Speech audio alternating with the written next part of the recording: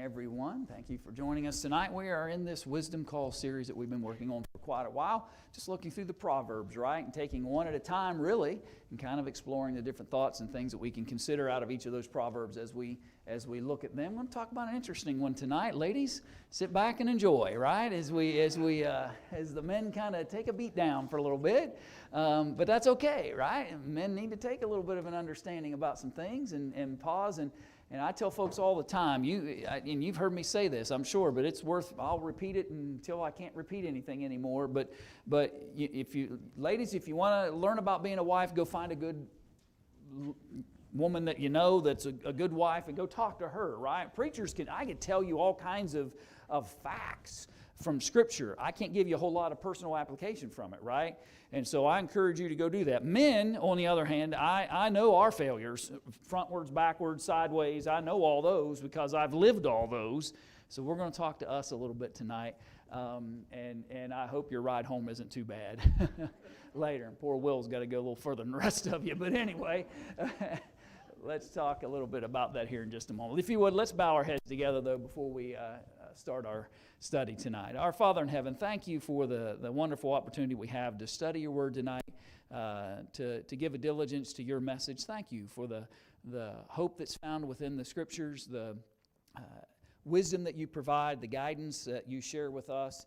And even tonight, Father, as we appreciate the importance of this relationship that you have covenanted, that you've brought into existence, this beautiful spousal relationship that you created for man's benefit. Encourage us to appreciate your testimony and to use the wisdom as it guides us and to live out your principles, irregardless of what the world around us may think or do. Give us a heart that just wants to honor your will. Thank you again for Jesus, who makes all things possible, and it's through his name that we pray. Amen. So, I'm talking here tonight about this idea, who finds a wife finds a good thing. And such a simple statement, right? It's such a very simple statement, yet meaningful. Because I think sometimes men, we kind of got to get things very fundamental with us sometimes. We got to sometimes simplify things a little bit, and you've got to start at a foundation. And the foundation is, if you've found a good wife, you've found a good thing. She's there to help you. She's there to strengthen you. She's there to encourage you and to be the aid that God intended for her to be. And thus she should be treated as such, right? Not just understood that you found this good thing, but the fact that it's a favor that actually came from God himself. Here's the fullness of the verse. He who finds a wife finds a good thing and obtaineth favor from whom? From the Lord. We're going to see another proverb here before we're done tonight that shares that same sentiment. You found favor of the Lord. When you wake up in the morning and you look and you sit across the table and drink your cup of coffee, look across that table and you have found favor from the Lord, and view it that way. I think that we can kind of slip through that, right? Because and depending on what stage of your married life you might be in right now, but in those first 6 months, right, it was just, you could sit across the table and you just have a smile on your face all the time, right? It just, you're sitting. But 10 years down the road, 15 years down the road, 20 years down the road, does she still impress you as the favor of the Lord? And if not, why not? Is that a you issue? Is that an us issue? What's going on there?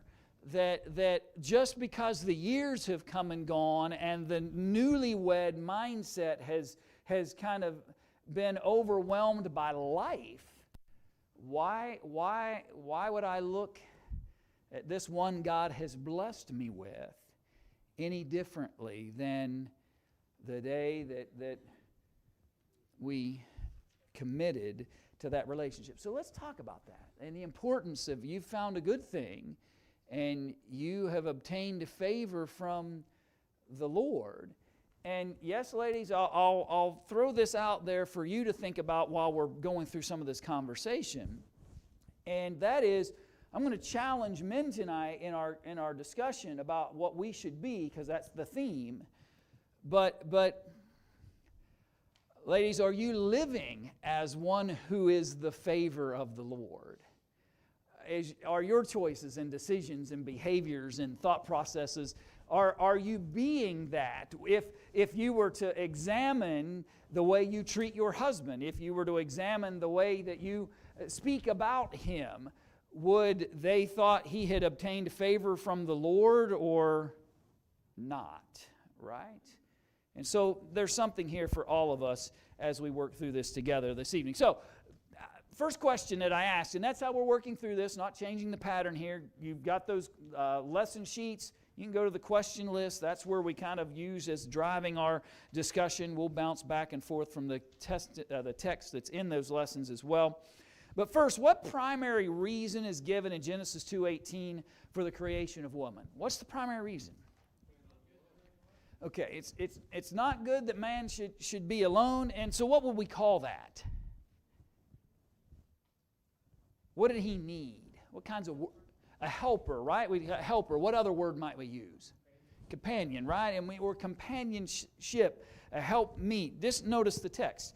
And the Lord, I don't know why that mouse cursor's could you see that when it was over there? Okay, it's not on your screen, it's just on mine. It was bugging me. I thought maybe bugging you too. Genesis 2:18. And the Lord God said, "It is not good that man should be alone." By the way, if you just jog your minds for a little bit into the book of Genesis, what had God said about His creation up until that moment? It is good. His generic labeling of His creative processes that He had empowered, He said it is good until He viewed and watched man's interaction in a world that God had created where everything else had a partner, companion. And so God does something very amazing in some senses in the means by which He employs to bring about the existence of woman in this creative process. But it's the first thing that He noticed that just didn't work. And it wasn't good for man to be alone. And so I will make an helpmeet or a helper for him. I want you to notice just a couple things that Jeff commented about in his materials that are part of your study. He said the words don't exactly leap off the pages of Genesis in chapter 2. And I think what he means by that is if you just read it kind of dry and just kind of very factual, I don't think you get the reaction that probably Adam had. I think that's Jeff's point, right? We don't know exactly, and I don't stand here trying to tell you that I knew exactly what went through Adam's mind when finally he's got the helper, right? Finally somebody compatible to him as he's been out here looking and seeing and observing the various other things that God had done. He's got this helper for him. The language isn't necessarily leads us to the excitement level that you kind of have to imagine Adam must have had when all of this occurs.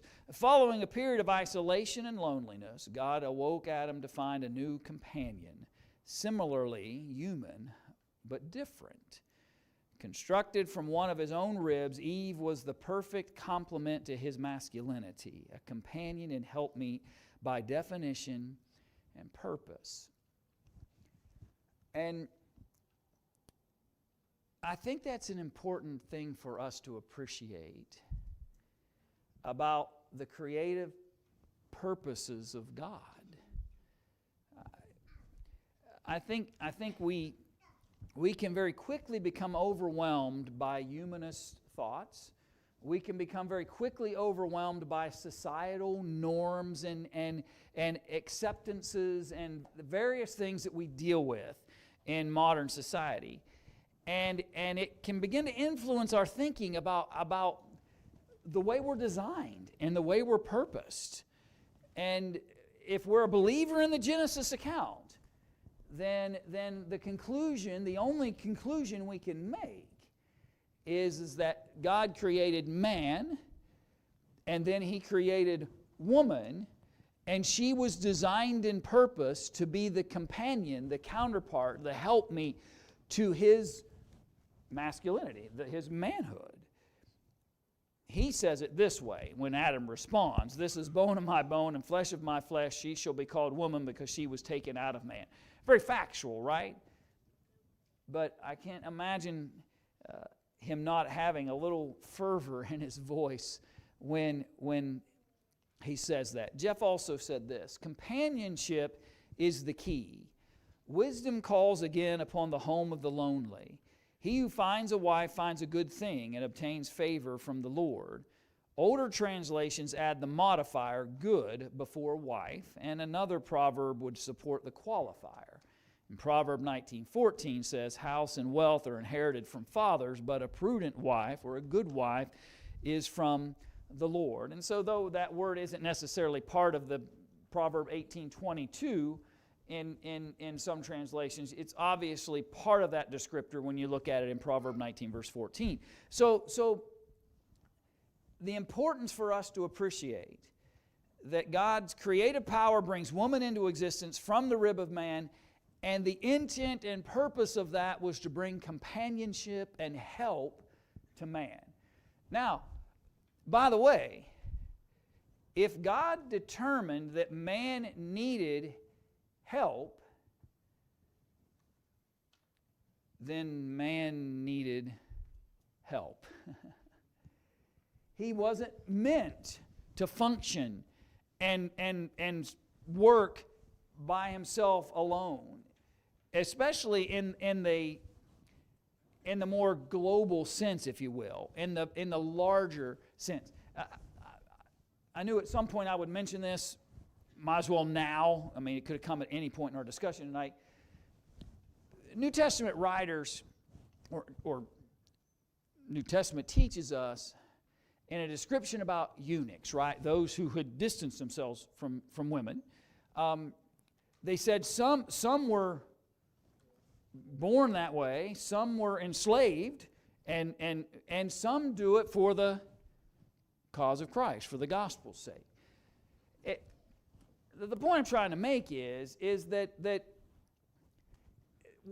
the text isn't implying you've got to get married, right? That's not the point of this conversation. In fact, the most prominent writer in the New Testament is Paul, an unmarried guy.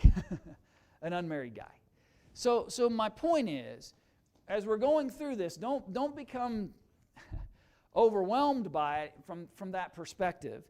This isn't a mandate, thou shalt get married. He's talking about the beauty of its importance, and he's talking about the general sense that God had determined to be for man. And he recognized that man needed something beyond his own scope of abilities that God instilled in him. And so he creates woman to fill that void and become equally as important then in the process because of that. And I think that's an important aspect that we need to share. So the next question then, and I've already kind of answered it, from where does a prudent wife come then? Proverb 19:14. From the Lord, right? And we saw that already. House and riches are the inheritance of fathers, right? You get your stuff, right? And maybe that's a pause moment here for a second. Your wife isn't like your car, your big screen TV. Right, it's not a possession. Right, she's not a possession. And I think that's kind of what that proverb's trying to remind us of. You get your possessions through inheritance, and that's kind of the way they got their stuff, right? In many senses. You got your things via inheritance. You got your things via what your fathers passed down to you. That's not how you got your wife. Your wife just didn't come to you because as if it was just one more thing on the list of possessions. No, she came from the Lord and is deserving of respect and honor and is deserving of being cherished and loved because she didn't come from those ways that we gain other kinds of possessions and should not be viewed as such and treated as such. And needs to be appreciated and valued more than possessions. And we'll talk more about that before we're done tonight. Go ahead, Bob. Going back to what was said about the good wife. Proverbs 18 doesn't mention about the wife being good. Well, neither does Genesis say about the wife that it was created for him as being good. But I can't imagine God creating someone that's bad for Adam. Yeah. So at the same thing, I think he's talking about in general. In other words, everybody has the ability to sin. And man today is not going to go out and find an adulterous woman to marry. At least I don't think they do. Well, and however we define good, right, and those kinds of perspective. But I think it for the woman to be. Right. It's understood in the very nature of the fact that God created her, and she would not, if it was not good, He would not have created it and designed it in that way. And I understand what you're saying. Any other thoughts? So, in what way then, or what way should husbands? And by the way, there were 2 grammatical errors in tonight's questions. I caught them today. I didn't catch them before I printed. But in what way should husbands love their wives? According to Ephesians 5:25. I guess I should qualify. Okay. As Christ, husbands, love your wives, even as Christ also loved the church and did what? Gave himself for us. What's that sound like? Giving yourself for them. What is that? Sacrifice. Sacrificial.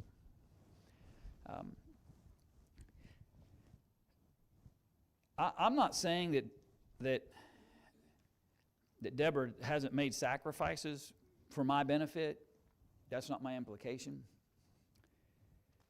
But when it comes to God's design within this relationship, He said that that's my role. He specifically said that of me.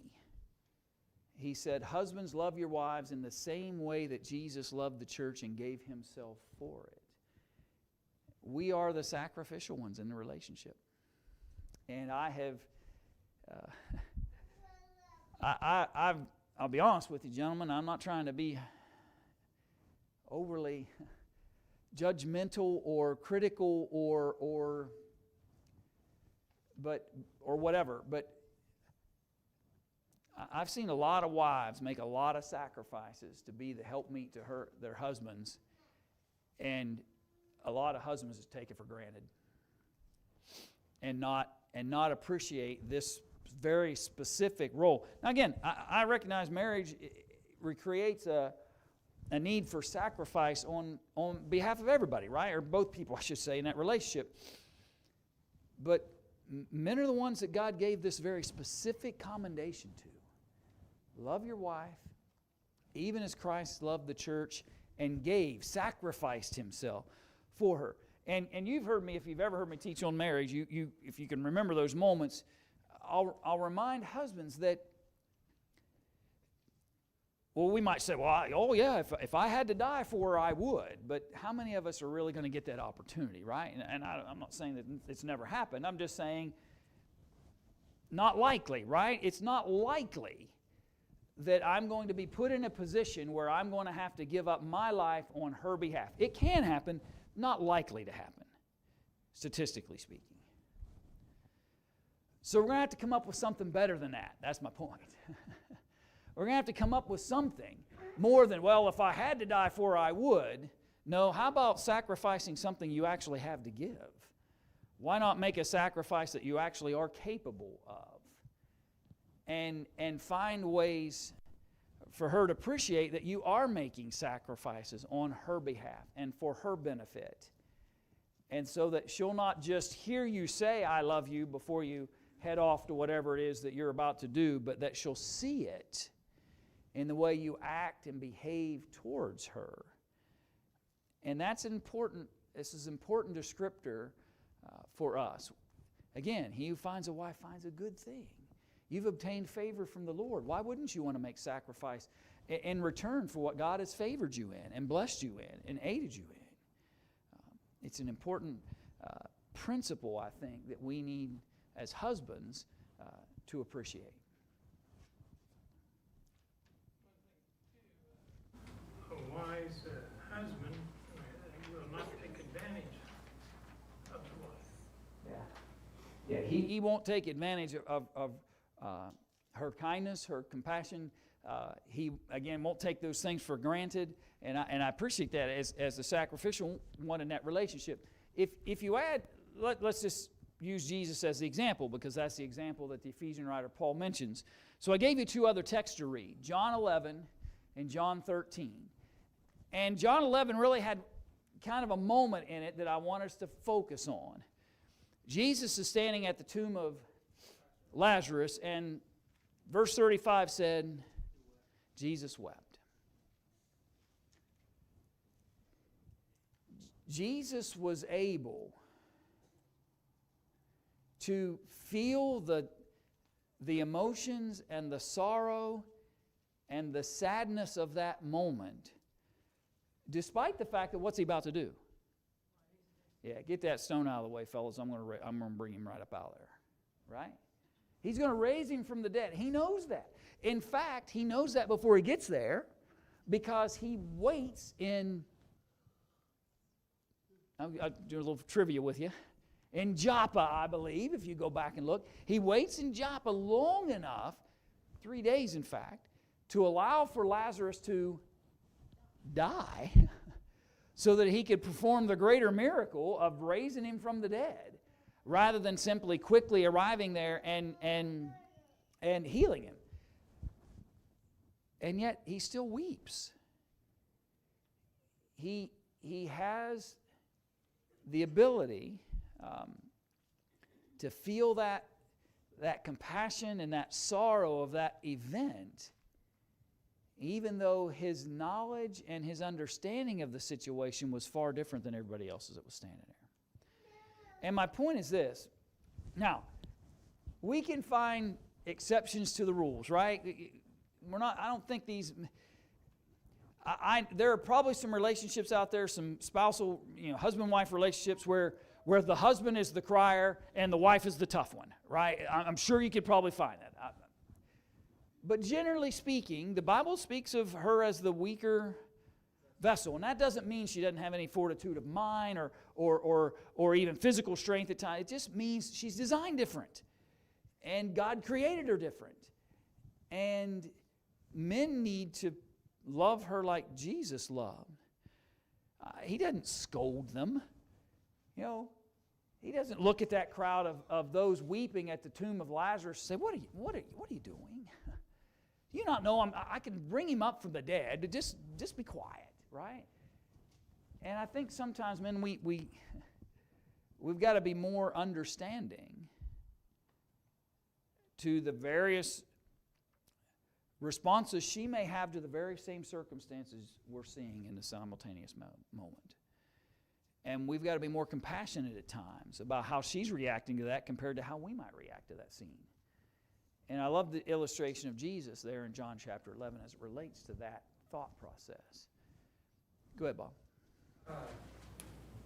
Woman being called a weaker vessel, I don't think that's considered as a mental or socialized condition, but more or less a physical condition, because Christ, the church, is considered the bride of Christ.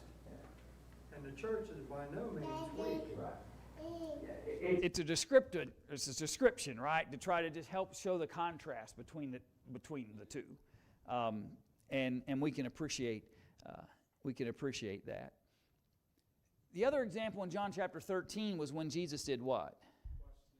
Yeah, he washes the feet of his disciples. And I thought that was important for us to, again, because Paul said, love your wives as Christ loved the church and gave himself for it. And so it was important for us, I think, to take a few minutes and look, well, how did Jesus demonstrate his love? And well, one, he was compassionate. When others were in sorrow and mourning, he weeps right along with them. So that's one way. The other way was by active service. It won't kill us, husbands, to be of assistance and service to our wives. And to do so in such a way that doesn't make her feel guilty for having asked. We're horrible about that sometimes. And I just say I'm just throwing myself in that group just so that we can all kind of band together here for a minute. But we sometimes just simple little things that are requested of us, and we make it out to be just an enormous task, and I can't believe I'm gonna have to put this on my shoulders and carry it for 2 feet. And we make a big deal out of things, and it doesn't make her feel very good, right? You don't feel very loved when somebody doesn't seem to want to be helpful. You don't feel very loved when somebody's interests are always somewhere else. And sure, are there going to be times where the focus of attention or the interest or the purpose of the work that needs to be done, is it going to be off somewhere in a moment? But all the time, do I never seem to be able to find enough time to focus on what her needs are in that moment? Let me just remind you, before Jesus got up, and what's he preparing for? What's about to happen to him? Yeah, he's about to be betrayed. He's about to be led off into the hands of Pilate. He's about to be mocked. He's about to be scourged by the Romans. He's about to be abused and mutilated and ultimately end up on the cross. That's what's on his mind when he gets up and washes feet. And so, husbands, when we're tempted to get kind of caught up in self and feel like, well, I've got too much. I got too much right now to be of help to her. Well, just remember, Jesus had the weight of the world about to be brought down on him. The weight of the sins of all the world and all the difficulties that he was going to have to experience leading up to the cross, and he got up from dinner and he washed feet. Not a pleasant task. Not in a world where sandals at best were being worn and not a lot of paved roads to walk on.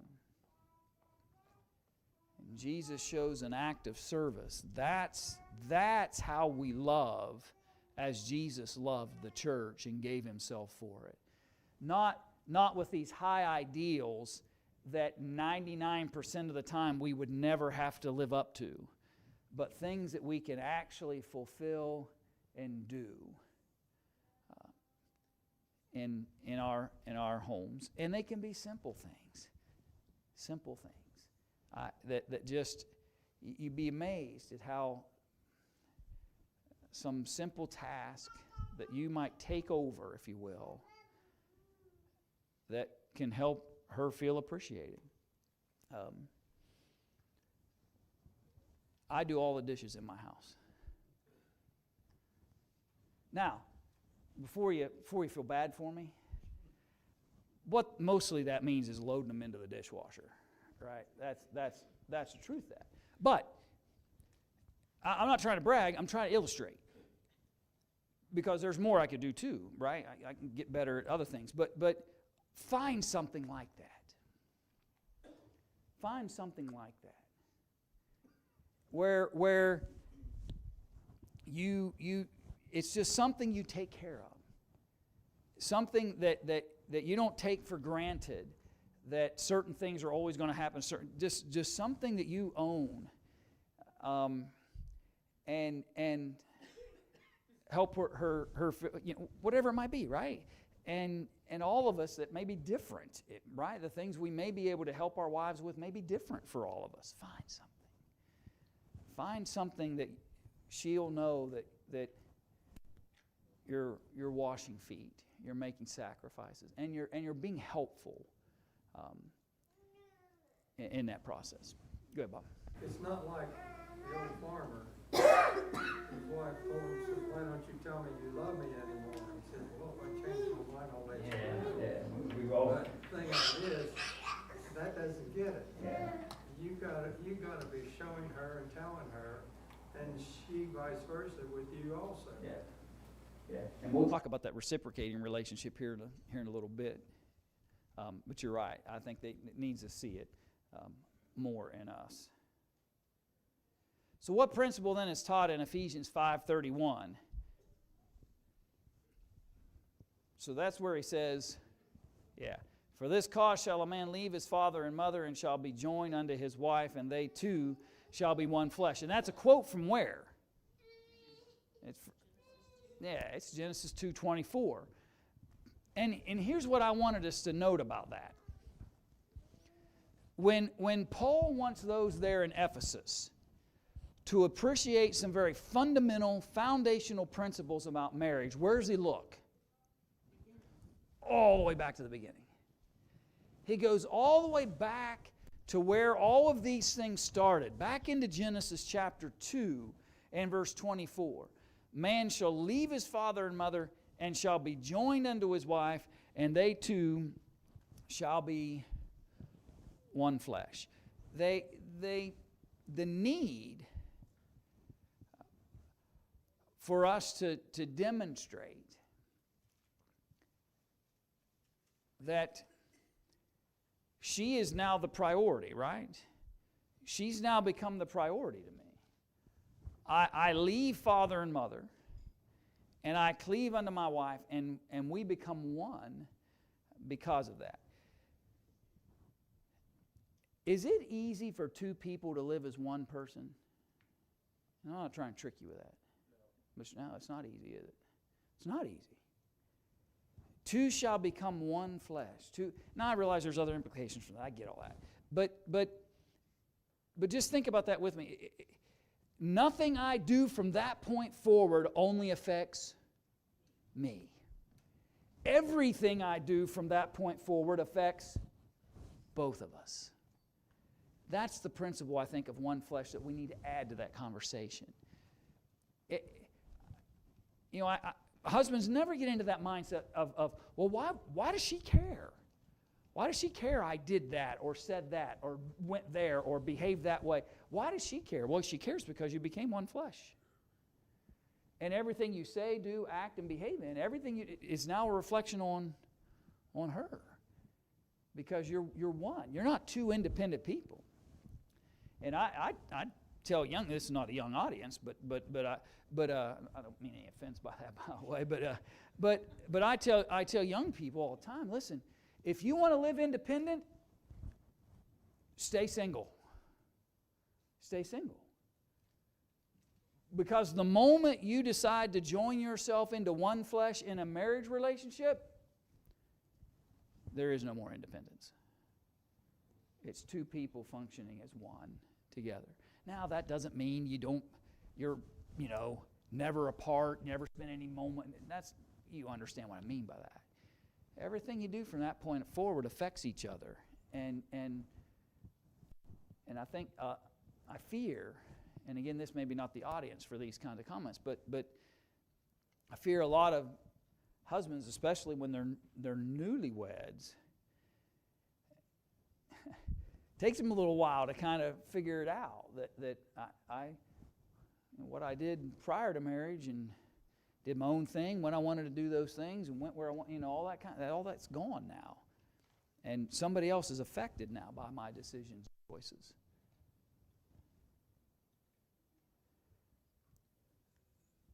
So as true companions, the reverence, there was the other misspelling, by the way, in your notes. I put it right on the chart. As true companions, the reverence shown by the wife is a direct result of what character trait of the husband? Yeah. Here's the verse. Nevertheless, let every one of you in particular so love his wife even as himself. And the wife see that she reverence her husband. Now, and why I'm laughing is I've seen a lot of husbands who love themselves, but don't show much of that towards their wife, right? It's all about self. It's all about them. But the principle here is understood. Let every one of you love his wife as himself. You're one flesh now. Show that love. And when we love her as Christ loved the church, when we sacrifice as Jesus sacrificed, when we show the compassion as Jesus showed compassion, as we treat her as Jesus loved and treated his body, his church, his bride,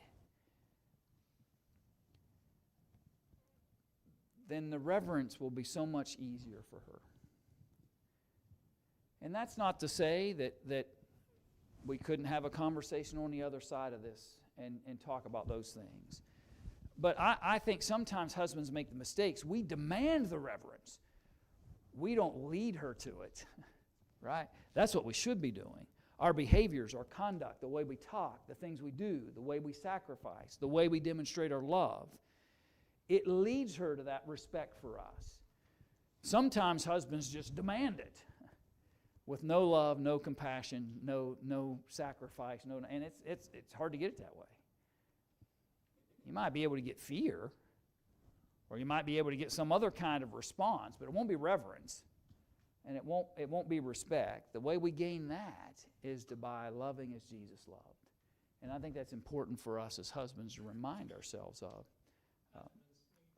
Anticipate their wife's needs too. Yeah. And to be willing to look beyond self in order to do that, and how we can be of benefit to her. Accidentally put that back up twice. Let me share a couple of things that Jeff said. He said, her role as helpmeet is not synonymous with that of a domestic servant. And you would think that would have to go unsaid, but it's sad. But I know a lot of husbands, and that's kind of the way if you listen to how they speak about her and watch how that's kind of the way they think. A man can hire someone to cook his meals, wash his shorts, and clean his floors. If that's what you want, then my filter almost didn't work right there for a minute. But I'll tell you what I was going to say. Hire it done. It might be cheaper, right? That's not what the relationship's about. It's not what the relationship's about. So if we're seeking marriage because we want somebody to cook and clean, and that's not what it's about. Neither is her role merely that of a reproductive carrier. She is the man's truest companion, a confidant, a sounding board, and a succorer through life. She is his closest friend, most zealous supporter, and kindest critic. That's what the Lord put into my life because that's what I needed. That's what I needed. I needed someone who would appreciate, and we could appreciate together all of those things. I think too many times, husbands, and again, maybe as the years come and go, we kind of get lulled into it, right? And I suppose all those stages are different. Deborah and I talk sometimes about the different seasons of life that you go through, and there were probably times where we could have slowed down and appreciated that a season or two now and then, right? We get kind of caught up, and we're trying to do better at that. We're trying to do better at just kind of appreciating the moments that we're in and what life is bringing to us in that particular moment, and not kind of let too many things get by us, and we look back and go, wow, we missed a whole big portion of a season here. I suppose as your kids are growing up, it's hard, right? Because you're just so focused upon them, and in some ways, if I can get personal a little bit, but it's been kind of neat in some ways as the house got empty. And I got to know Deborah again, right? We get to reconnect in different ways because we don't have all that same responsibility that you had when your children are, born and when they're 2, 3, and 5, 6, 10 years old. And yet you look back and you wonder, let's be careful not to lose ourselves in all the busyness. But remember that you chose a companion, you chose a confidant, you chose a sounding board, you chose someone who would care for and succor you throughout life. You chose your closest friend. And I want to rephrase that, by the way. I want to say it strongly. You chose your closest friend. There should be no one, if you're married, there should be no one in your life closer. No one in your life closer. And I fear sometimes that marriages struggle because people keep the connectivities they had to other friendships and other connections, and they almost treat those just as important as their marriage. There should be no one closer, no one more zealous for one another, and no one's your more kindest critic. And things that we need to hear sometimes to encourage us. And if you have opportunity to advise young people when they're thinking about marriage, remind them that's what they're looking for, right? That's what they're looking for.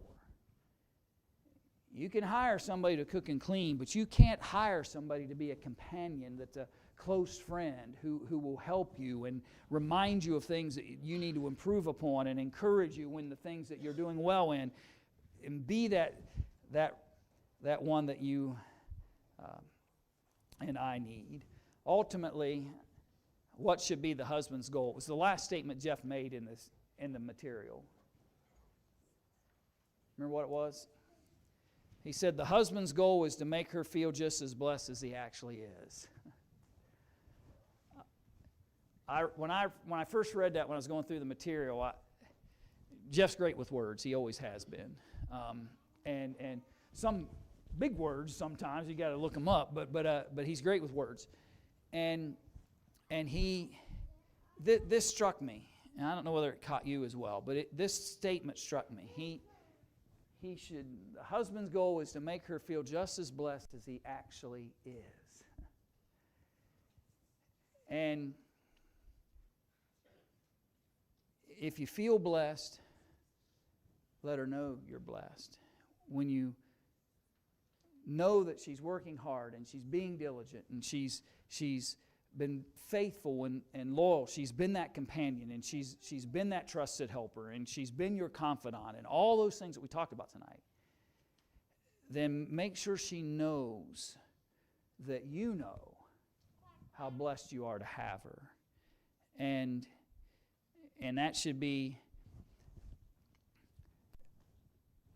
Brian's goal, not just on July 22nd, 1995 forward. Every year, once a year. You had to come up from class too soon, didn't you? But